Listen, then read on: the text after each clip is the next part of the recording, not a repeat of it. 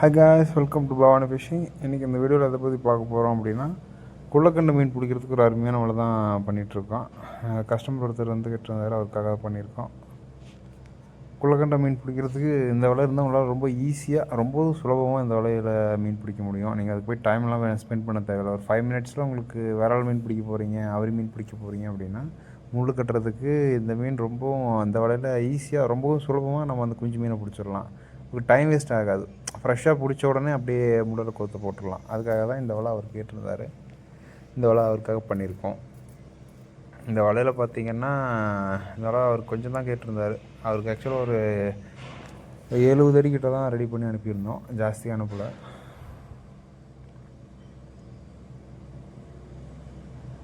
நைஸில் தான் பண்ணியிருந்தோம். இது 16 தான். இது 100 MD அப்படியே ஃபுல்லாக போட்டு அவருக்கு பண்ணி கொடுத்துருந்தோம். இது ஆக்சுவலாக 20 mm ஒரு சுண்டு விரல் போகும், ஒரு விரல் போகாது. அதாவது கட்டை விரல் போகாது, அல்லது நடு விரலும் போகாது. அதோட கொஞ்சம் சின்னது. ஏன் அவ்வளோ சின்னதாக போடுறோம் அப்படின்னா, நமக்கு அந்த சின்ன மீனை டார்கெட் பண்ணுறதுனால. அதாவது நீங்கள் எந்த வலையை இப்போ வாங்கினாலும் போட்டாலும், நீங்கள் என்ன மீனை டார்கெட் பண்ணுறீங்களோ மீனை அந்த மீனுக்கு போடுங்க. இப்போ நீங்கள் வந்து 1 கிலோ ஜிலேபி, அதாவது 1 கிலோ ஜிலேபிக்கு மேலே வேணும்னா நீங்கள் கொஞ்சம் பெரிய ஆயத்துக்கு போகலாம். இல்லை நான் வந்து ஒரு 4 மீன் 5 மீன் போட்டால் ஒரு சைஸ் வேணும் அப்படின்னா ஒரு 80 90 அந்த மாதிரி சைஸ் வெரைட்டி இருக்குது. இது 100ல் பிடிக்கிறது பார்த்திங்கன்னா 4 ஜிலேபி 1 கிலோ கிட்ட வரும். கொஞ்சம் முன்ன பின்ன இருக்கும், ஏரியாவை பொறுத்து சைஸ் மாதிரி வரும், கொஞ்சம் முன்ன பின்ன இருக்கும். அந்த மாதிரி நீங்கள் எந்த மீனை பிடிக்கிறீங்களோ அதுக்கு டார்கெட் பண்ணி வலை போட்டிங்கன்னா மட்டும்தான் உங்களால் வந்து கரெக்டாக நீங்கள் எய்ம் பண்ணுறது பிடிக்க முடியும். மேக்ஸிமம் 4 வெள்ளாயத்துக்கு கீழே போட்டிங்க அப்படின்னா ஒரு மீடியம் சைஸ் தான் கிடைக்கும். பட் இருந்தாலும் அது டீசெண்டாக இருக்கும், அதிகமாக மீன் கிடைக்கும். நம்ம பெரிய மீனையும் டார்கெட் பண்ணுறதுனால கொஞ்சம் பெரிய ஆயம் போடுவோம் ஆசைப்படுவீங்க. பெரிய ஆயத்தில் அந்த அளவுக்கு நமக்கு ரிசல்ட் இருக்காதுன்னு ஏரியாவை பொறுத்து. எங்கள் ஏரியாவில் பெருசாக ரிசல்ட் கிடையாது. அதுக்கு சின்ன ஆயம் ஒரு 4 வெள்ளாயத்துக்கு கீழே இருக்கிற ஆயத்துக்கு ஹெவி ரிசல்ட் இருக்கும். ஓகேங்களா? அது ஏரியாவை பொறுத்து மாறி வரும். உங்கள் ஏரியாவில் உங்களுக்கு தான் தெரியும், எனக்கு தெரியாது எப்படி இருக்கும் அப்படின்ட்டு. இதுக்கு பார்த்திங்கன்னா அதே மாதிரி தான். ஒரு அடிக்கு பார்த்திங்கன்னா 2லேருந்து 3 போட்டு கொடுத்துருப்போம். ஏன் அப்படின்னா இது ஆயம் சின்னது, வலை லென்த்தும் கம்மியாக பண்ணி கொடுக்குறதுனால கொஞ்சம் வலையை ஹெவியாக பண்ணி கொடுத்துடலாம் அப்படின்ட்டு அவருக்கு பண்ணி கொடுத்துருக்கோம். இந்த வலை சர்வசாதாரணமாக 2லேருந்து 3 வருஷம் அவர் யூஸ் பண்ணலாம், ஒன்றுமே ஆகாது. ஏன்னா இந்த வலையை வந்து நீங்கள் எதுவுமே பண்ண தேவையில்லை. ஜஸ்ட் போய் கட்டி வச்சுட்டு ஒரு 1/2 hour வெயிட் பண்ணிங்கன்னா மீன் ஆட்டோமேட்டிக்காக அந்த வலையில் மாட்டிக்கும். அந்த மாதிரி ஒரு வலை. இந்த வலை வந்து கட்டுறது கொஞ்சம் கஷ்டமான வேலை தான். ஏன்னா வந்து ஆயம் ரொம்ப சின்ன ஆயம், இதை கோக்கிறதும் கஷ்டம், இதுக்கு வந்து ஈயம் போடுறதும் கஷ்டம், மேல் கயிறு கட்டுறதும் கஷ்டம்தான். இது வந்து கண்ணி நம்ம ஒவ்வொன்றா எண்ணி தான் போட முடியும். இதில் வந்து எண்ணாமல் நம்ம கண்ணி போட முடியாது. அப்புறம் காமனாக நமக்கு கமெண்டில் கேட்குற கொஷின் என்னென்னு பார்த்தீங்கன்னா, எவ்வளோ கண்ணி வைக்கணும், எவ்வளோ சுருக்கம் வைக்கணும், எவ்வளோ முடிச்சு போடணும், எவ்வளோ தூரத்தில் முடிச்சு போடணும், எவ்வளோ தூரத்தில் தக்க வைக்கணும், இதெல்லாம் வந்து நான் என்னோடய ஸ்டைலில் பண்ணிகிட்ருக்கேன். ஓகேங்களா? இந்த வலை பின்னுறதில் இப்படி தான் பண்ணணும், அப்படி தான் பண்ணணும் அப்படிங்கிற ஒரு ஃபார்மேட்டோ ஒரு சிலபஸோ எதுவுமே கிடையாது. உங்களுக்கு என்ன தோணுதோ அது ஏன் அவ்வளோ வைக்கிறோம், எதுக்கு அவ்வளோ வைக்கிறோன்னு ஃபஸ்ட்டு நீங்கள் அதை புரிஞ்சுக்கணும். ஓகேங்களா? அதெல்லாம் புரிஞ்சால் தான் உங்களுக்கு வைக்கும்போது ஒரு அண்டர்ஸ்டாண்டிங் வரும். ஏன் பண்ணுறோம், எதுக்கு பண்ணுறோன்னே தெரியாமல் நான் பண்ணுறதையும் மற்றவங்க பண்ணுறதையும் பார்த்து நீங்கள் காப்பி அடிச்சிங்க அப்படின்னா ரிசல்ட்டு வந்து அது எப்படி இருக்குன்னு எங்களால் ப்ரிடிக்ட் பண்ண முடியாது. உங்கள் ஏரியாவில் என்ன மீன் இருக்குது, அதுக்கு எவ்வளோ லூஸ் வைக்கலாம் அப்படின்னு நீங்கள் இந்த ப்ராசஸில் இந்தளவு உங்களுக்கு அண்டர்ஸ்டாண்டிங் வரணும் அப்படின்னா நீங்கள் அட்லீஸ்ட் ஒரு 1 year 2 year ஃபிஷிங் பண்ணணும். டேரெக்டாக ஃபிஷிங் பண்ணுறதுக்கு முன்னாடியே நீங்கள் வந்து இந்த கொஷின்ஸ்லாம் கேட்டிங்கன்னா உங்களுக்கு அண்டர்ஸ்டாண்டிங் ஆகாது. ஃபஸ்ட்டு ஃபீல்டு ஒர்க் பண்ணணும். ஃபீல்டு ஒர்க் பண்ணினதுக்கப்புறம் தான் இது என்னென்ன வேலை பண்ணுது அப்படின்னு உங்களுக்கு ஒரு புரிதல் வரும். அந்த புரிதல் வந்ததுக்கு அப்புறம் தான் நம்ம வந்து இந்த மாதிரி கேள்விக்கெலாம் பதில் ஆட்டோமேட்டிக்காக கிடைக்க ஆரம்பிக்கும். ஓகேங்களா? எடுத்த உடனே நீங்கள் மீன் பிடிக்கவே போனதில்லை, ஃபஸ்ட்டு இப்போது வலை வாங்கி நீங்கள் ஆரம்பிக்கிறீங்க அப்படின்னா என்ன ஏதுன்னே தெரியாது.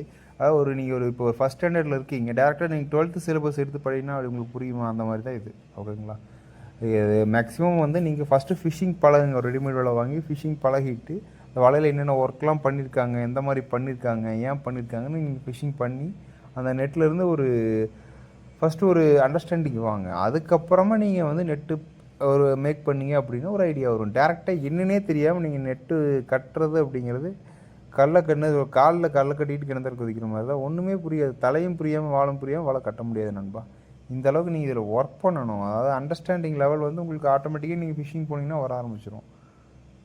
ஒன்றுமே தெரியாமல் நீங்கள் கண்டிப்பாக அதை நான் ரெக்கமெண்ட் பண்ண மாட்டேன். அது உங்களுக்கு புரியாது. ஃபஸ்ட்டு அது ஒரு அண்டர்ஸ்டாண்டிங்கே வராதுன்னு வச்சுக்கங்களேன். ஏன் போடுறீங்க, எதுக்கு போடுறீங்க, ஏன் இவ்வளோ லூஸ் வைக்கிறோம், ஏன் இவ்வளோ தக்க போடணும், இதெல்லாம் நீங்கள் ஃபீல்டில் ட்ரையல் பார்க்க வேண்டிய விஷயம். அது வந்து நம்ம சொல்லி அதை புரிய வைக்க முடியாது. ஓகேங்களா? நான் வந்து எங்கள் ஏரியாவில் எது பெஸ்ட்டாக இருக்கணும் அது மாதிரி பண்ணி கொடுப்பேன். அது மாதிரி நீங்கள் கஸ்டமர் உங்களுக்கு எந்த மாதிரி ஏரியான்னு ஃபஸ்ட்டு கேட்டுட்டு அதுக்கு தகுந்த மாதிரி தான் நான் வந்து ரெடி பண்ணுவேன். நான் வந்துட்டு பொதுவாக எல்லாத்துக்கும் ஒரே மாதிரி விலை கட்டி கொடுக்குறது கிடையாது. நம்ம விலை பார்த்திங்கன்னா ஒவ்வொரு கஸ்டமருக்கு போகிறதும் ஒவ்வொரு வெரைட்டியாக இருக்கும், ஒரே வெரைட்டியாக இருக்காது. ஓகேங்களா? அது ஏன் அந்தளவுக்கு நம்ம வெரைட்டியாக பண்ணி கொடுக்குறோம் அப்படின்னா, அவங்க ஏரியாவில் எப்படி இருக்குன்னு ஃபஸ்ட் நம்ம வந்து ஒரு இமேஜினேஷன் போகணும். இப்படி இருக்குன்னு சொல்லுவாங்க. தண்ணி ஓட்டம் இருக்கும், ஆழமாக இருக்கும், ஆழம் இருக்காது. தண்ணியில் வந்து இந்த சைஸ் ஜிலேபி இருக்கும், இந்த சைஸ் ஜிலேபி இருக்காதுன்னு சொல்லுவாங்க. நம்ம அதெல்லாம் கேட்டு ஒரு டீட்டெயில் வாங்கிட்டு அதுக்கப்புறம் தான் நம்ம வலை பண்ண ஆரம்பிப்போம். இப்போ இந்த மாதிரி எதுவுமே கேட்காம நம்ம வலை பண்ண போகிறது கிடையாது. இந்த அளவுக்கு டீட்டெயில் வாங்கி நம்ம அந்த ஃபீல்டுக்குள்ளே போய் அதுக்கப்புறம் அவங்களுக்கு இந்த மாதிரி பண்ணால் நல்லாயிருக்கும் அப்படின்னு நம்மளே ஒரு அப்ஸ்ட்ராக்ஷனுக்கு வந்துடலாம். ஏன்னா நம்ம வந்து ஆற்றுல மீன் பிடிச்சிருக்கோம், ஏரியில் பிடிச்சிருக்கோம், குளத்தில் பிடிச்சிருக்கோம், வாய்க்காலில் பிடிச்சிருக்கோம், கடலில் மட்டும்தான் பிடிக்கல. மற்றபடி மேக்ஸிமம் இந்த நன்னீர்களில் எல்லாத்துலேயுமே மேக்ஸிமம் நம்ம ஃபிஷிங் பண்ணி பார்த்தாச்சு. ஓகேங்களா? அதனால் நமக்கு அது ஒரு அண்டர்ஸ்டாண்டிங் ஈஸியாக நம்மளால் போக முடியும். அதில் இதுக்கெல்லாம் நான் பேசுகிறேன்னு நினைக்கலாம் நீங்கள். இது நம்ம அனுபவம் தான். நான் ஒரு 10-15 வருஷம் இந்த ஃபீல்டில் பண்ணிகிட்ருக்கங்காட்டி நம்மளால் இதை வந்து ஈஸியாக அண்டர்ஸ்டாண்ட் பண்ண முடியும். எடுத்த உடனே உங்களால் அந்த அண்டர்ஸ்டாண்டிங் வர்றதுங்கிறது ரொம்ப கஷ்டம். ஓகேங்களா? இப்போ இந்த கயிறு பார்த்திங்கன்னா இது வந்து சுண்டு வரலாயம். ஓகேங்களா? இதுக்கு வந்து நம்ம இனிமேல் ஒரு 2-2.5 அடி தான் டிஸ்டன்ஸ் வச்சு நாட் போடுவேன். இது வந்து டேரெக்டாக நம்ம நாட் போட முடியாது, தெரியுதுங்களா? இது ஒவ்வொன்றுக்கு பார்த்திங்கன்னா 1 அடியில் வச்சுருப்பேன். வலையை பொறுத்து நம்ம மாற்றிக்குவோம். இது 2 அடிக்குள்ளே தான் இருக்கும் நாட்டிங். இதே பார்த்திங்கன்னா ஒரு 2 வரலாயத்துக்கு மேலே போகிறோம் அப்படின்னு கொஞ்சம் தள்ளி வரும். அது வந்து ஆயத்தை பொறுத்து நம்ம வந்து ஆல்டர் பண்ண வேண்டியிருக்கும். அது எதாவது சொல்கிறேன், நீங்கள் ஏரியா ஆஃப் ஃபிஷிங் மெயின் எந்த மாதிரி ஃபிஷிங் பண்ணுவீங்கிறது பொறுத்து தான் வலை. நீங்கள் வந்து ரஃப் அண்ட் டஃப்பாக யூஸ் பண்ணுறதுக்கெலாம் அதுக்கு தகுந்த வலை யூஸ் பண்ணணும். நீங்கள் வந்துட்டு அதாவது ஒரு 125cc பைக்கை கொண்டுட்டு போய் நம்ம 100cc அதாவது ஒரு 200cc பைக்கோட கம்பேர் பண்ணவே முடியாதுல்ல. அந்த மாதிரி இதில் வேறு வெரைட்டி இருக்குது, அதில் வேறு வெரைட்டி இருக்குது. ஏரி மேலே கொண்டு போய் நீங்கள் இழுக்க முடியாது. அதே மாதிரி ஆற்று மேலே கொண்டு போய் நீங்கள் விட்டு வச்சு பிடிக்கலாம். அது நைஸ் போட்டிருந்தான். மீடியம் போட்டிங்கன்னா அது டேரெக்டாக கீழே தான் போய் நிற்கும். இந்த மாதிரி எல்லாத்தையும் நம்ம அனலைஸ் பண்ணும்போது மட்டும்தான் ஒவ்வொன்றும் ஒவ்வொரு மாதிரி இருக்கும். நண்பா இழுப்பு வலை தனியாக இருக்கும், ஏரி மேலே விட்டு வைக்கிற மாலில் ரொம்பவும் சிம்பிளாக ரொம்ப காஸ்ட் கம்மியாக பண்ண முடியும். ஏரி மாலுக்கு அதை மாதிரி பண்ணலாம். நைஸ் போட்டிங்கன்னா அதில் ஒரு மாதிரி பண்ணலாம், மீடியம் போடலாம். நம்ம அதான் சொல்கிறேன், உங்களோட நாலேஜை நீங்கள் க்ரோ பண்ணணும் அப்படின்னா நீங்கள் ஜஸ்ட் ஒரு ரெடிமேட் வலை வாங்கி ஜஸ்ட்டு ட்ரையல் பாருங்கள். ட்ரையல் பார்த்து ஃபிஷ் இந்த மாதிரி பிடிக்கணும்னு ஃபஸ்ட்டு ஒரு அண்டர்ஸ்டாண்டிங்க்கு வாங்க. வந்ததுக்கப்புறம் இதெல்லாம் நீங்கள் வந்து கொண்டு வந்தீங்கன்னா மட்டும்தான் உங்களுக்கு ஒரு புரிதல் வரும். என்னன்னே தெரியாமல் வலையை மட்டும் டேரெக்டாக வாங்கிட்டு வந்து ஒன்றுமே பண்ண முடியாது. ஓகேவா? நாட்டிங்கெலாம் எப்படி பண்ணணும் இது எல்லாமே வந்து பார்த்தீங்கன்னா தெளிவாக நீங்கள் ஒரு புரிதலுக்குள்ளே வந்தால் மட்டும்தான் புரியும். ஓகேங்களா? இல்லைன்னா புரியாது.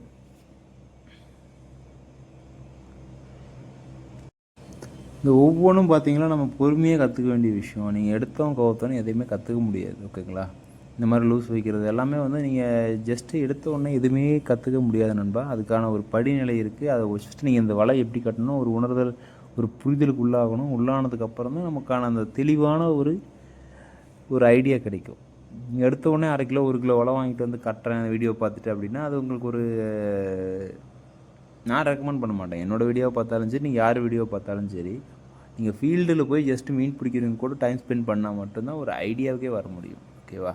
நீங்கள் டேரெக்டாக பண்ணுறது ரெக்கமெண்டேஷன் ஆகாது. அந்தளவுக்கு நீங்கள் பண்ணினாலும் அந்த ரிசல்ட் அந்தளவுக்கு பெஸ்ட்டாக இருக்குமான்னு கேட்டால் எனக்கு தெரியாது. ஓகேவா? நான் ரெக்கமெண்ட் பண்ண மாட்டேன். கண்டிப்பாக நீங்கள் ஃபீல்டு ஒர்க் பண்ணாமல் நீங்கள் இதுக்குள்ளே வர்றது எனக்கு கேட்டால் ரெக்கமெண்ட் பண்ண மாட்டோம். எல்லோரும் பிடிக்கிறாங்க, நானும் பிடிக்கணும் அப்படின்னு ஆசையில் வாங்குகிற மாதிரி இருந்தால் ரெடிமேட் வாங்கி ஒரு ப்ராப்பரான ஆல்ட்டை வாங்கி நீங்கள் யூஸ் பண்ணுங்கள். உங்களுக்கு ஒரு ஐடியா கிடைக்கும். ஓகே, நம்ம சேனலில் நீங்கள் இந்த ஃபிஷ்ஷிங் ரிலேட்டடாக நிறையா வீடியோ பண்ணுவோம் பாருங்கள். இது மாதிரி ஒவ்வொரு நெட்டிங் எப்படி பண்ணலாம் அப்படின்ட்டு எல்லாத்துக்கான தெளிவான விளக்கங்கள் கொடுத்துட்டு தான் வருவோம். உங்களுக்கு ஒரு வீடியோ 2 வீடியோவில் புரியாது.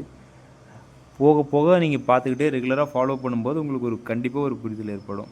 ஏன் இந்த மாதிரி வைக்கிறோம், எதுக்கு வைக்கிறோம், நம்ம ஒவ்வொன்றுலேயும் ஒவ்வொரு டீட்டெயில் சொல்லிட்டு தான் வந்துட்டுருப்போம். நம்மளை ஃபாலோ பண்ணுறவங்களுக்கு கண்டிப்பாக தெரியும். நண்பா, இந்த வீடியோ பிடிச்சிருந்தா ஒரு லைக் பண்ணி சப்ஸ்கிரைப் பண்ணுங்கள் நண்பா. நம்மளது பார்த்தீங்கன்னா வியூஸும் போக மாட்டேங்குது, லைக்ஸும் போக மாட்டேங்குது. ஓகேங்களா?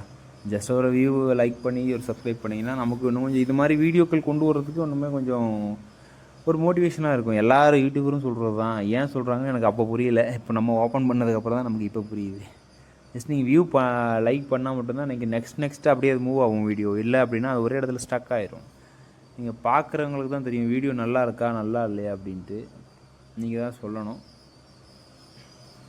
இல்லை இந்த மாதிரி கண்டென்ட் வேணாம், வேறு மாதிரி கண்டென்ட் பண்ணலாம், ஃபிஷிங் போகலாம் அப்படின்னா உங்களுக்கு என்ன மாதிரி வேணுமோ அது ஜஸ்ட் கமெண்டில் ஜஸ்ட்டு ஒரு உங்களால் ரைட் பண்ண முடிஞ்சால் ரைட் பண்ணி விட்டு போங்க, நம்ம பண்ணி கொடுப்போம். இது வந்து ஏன் தெரியுமா நான் வெளியே வச்சு பண்ணிக்கிட்டு இருக்கேன், இது உள்ளே வச்சும் பண்ணலாம். இது ஆயம் சின்னதாக இருக்கிறதுனால மேலே பால் போட்டால் மாட்டாது. இதே வேறு வேலைக்கெலாம் பண்ணுவோம் அப்படின்னா பால் உள்ள வச்சு தான் பண்ணுவோம், பார்த்துருப்பீங்க. இது சின்ன ஆயங்காட்டி பால் பிரச்சனை கிடையாது. பால் பார்த்தீங்கன்னா ஒரு 2 இன்ச்சுக்குள்ளே தான் இருக்கும், அதனால் வந்து மாட்டாது. 2 இன்ச்சு அப்படின்னா ஒரு 50-60க்குள்ளே தான் இருக்கும்.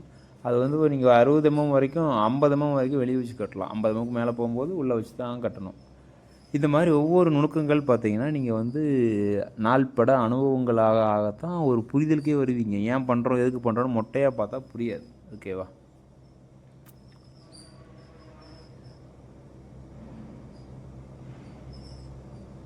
இந்த மாதிரி மேலே கீழே பேலன்சிங், நாட்டிங், கட்டிங் எல்லாம் ஒவ்வொன்றும் ஒவ்வொரு கேட்டகரி நண்பா. ஒவ்வொன்றுலேயும் உங்களுக்கு டீப்பாக நாலேஜ் வந்தால் மட்டும்தான் ஒரு பர்ஃபெக்டான நெட்டை மேக் பண்ண முடியும். அரைகுறையாக 1000 வலை ரெடி பண்ணலாம். நீட்டாக ஒரு வலை ரெடி பண்ணணும் அப்படின்னா உங்களுக்கு டைம் எடுத்துக்கும். டைம் எடுக்காமல் 1 நாள் 2 நாளில் பண்ணுறேன், எனக்கு அர்ஜென்ட்டு, அந்த வேலையெல்லாம் இதில் காட்ட முடியாது. இது நீங்கள் அனுபவம் ஆனால் மட்டும்தான் பண்ண முடியும். அனுபவம் ஆகலை அப்படின்னா நீங்கள் உட்காந்து வேடிக்கை தான் பார்க்கணும். இது வந்து பார்த்திங்கன்னா நீங்கள் கற்றுக்க வேண்டிய ஒரு இடம் தான். கற்றுக்கலாம், நிறையா கற்றுக்கலாம் நம்மளதில். ஃபிஷ்ஷிங் அப்படிங்கிறது ஜஸ்ட் பார்க்குறவங்களுக்கு மீன் தான் பிடிக்கிற மாதிரி தெரியும். அதில் ஏகப்பட்ட சயின்ஸ் இருக்குது. அந்த சயின்ஸ்லாம் நீங்கள் ஃபாலோ பண்ணி அதெல்லாம் பண்ண வேண்டியிருக்கும். நம்ம ஏன் ஹெவியாக போடுறோம் அப்படின்னா கிராவிட்டி தான் மெயின். கிராவிட்டி அதிகமாக இருக்கும். கிராவிட்டி வெயிட்டான ஐட்டத்தை கீழே இழுக்கும். கிராவிட்டி அதாவது வெயிட்டை பொறுத்து தான் கிராவிட்டி ஆக்ட் ஆகும். நம்ம அதனால தான் ஹெவியாக போடுறோம், அதனால தான் கீழே சர்ன்னு போகுது. இதை ஜஸ்ட் பேசிக். ஓகேங்களா? இந்த மாதிரி தான் இருக்கும். அது ஃப்ளோவுக்கு தகுந்த மாதிரி வெயிட் போட்டோம்னா அந்த தண்ணியோட வெலாசிட்டிக்கு தகுந்த மாதிரி நம்ம வலை வந்து கெப்பாசிட்டியாக நிற்கும். அதுக்கு தகுந்த மாதிரி நம்ம பண்ணுவோம். இதெல்லாம் நம்ம ஒவ்வொன்றும் ரிசர்ச் பண்ணும்போது நமக்கு ஒவ்வொரு ஐடியா கிடச்சிட்டே இருக்கும். ஆக்சுவலாக பார்த்தீங்கன்னா நிறைய பேர் வலை மேக் பண்ணுறாங்க. அவங்கள்ட்ட நம்மளும் கற்றுக்குறோம். நம்ம வீடியோவும் பார்க்குறாங்க. அவங்க வீடியோ பார்த்து ஒவ்வொன்றும் என்ஹான்ஸ் பண்ணுவோம். ஓகே, தேங்க்யூ ஃபார் வாட்சிங் கைஸ்.